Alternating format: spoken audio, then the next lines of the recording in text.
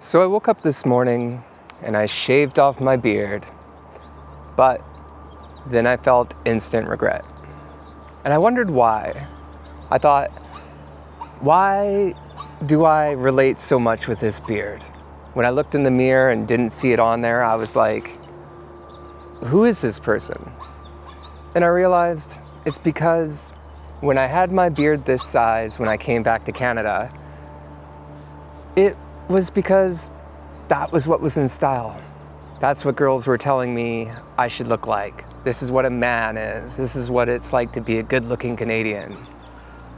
And when I grew my beard out after my 7 days of silence and going deep in my meditations, I didn't care what anyone thought.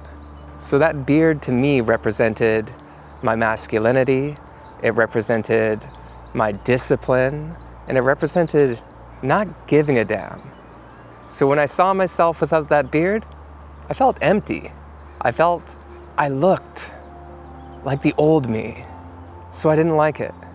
So I started to think and research what a beard meant to different spiritual practices. In Judaism, they keep their beard growing because they believe that there was a pact with God, so the beard is a devotion to the divine. Hinduism, they don't shave their beard because it's natural to grow the beard. And so they believe that it is not only a discipline, but a very spiritual practice. And also it goes against the norms. So having the beard is ego death in a way. And it's also in Viking and North religion and all these other different religions.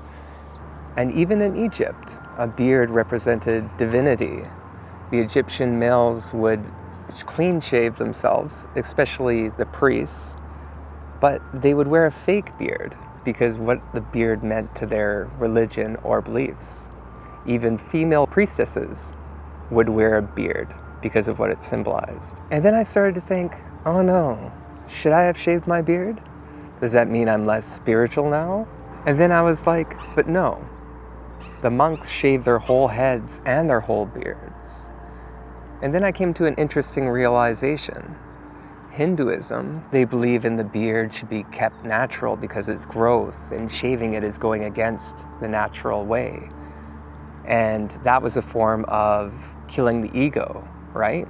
You want a clean-shaven beard because you want to look good, you want to be part of society. But the monks, on the other hand, they believed that shaving the beard represented oneness, everyone looking the same. And then I was perplexed because Hinduism and Buddhism both say opposite things to get the same result, which is getting rid of ego.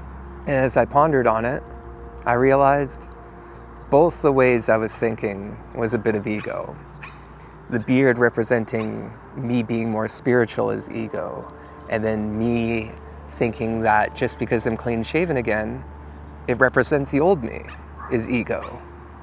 And the truth is, no matter what you do, whether you have a beard or you shave it off, it's the actions you do and the way you live that define whether you're spiritual or whether it's ego or not. So however you look, whether it's with a beard or without a beard, you're still masculine, you're still spiritual, and you're still you. That being said, I guess I do like a beard a little bit more, and I miss having something to stroke on my chin.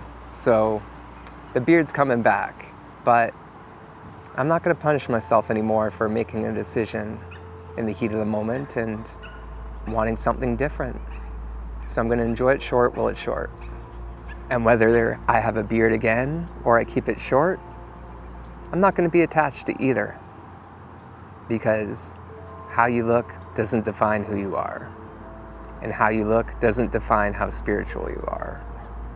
And if you want to shave and have no beard at all, that doesn't mean you're not spiritual.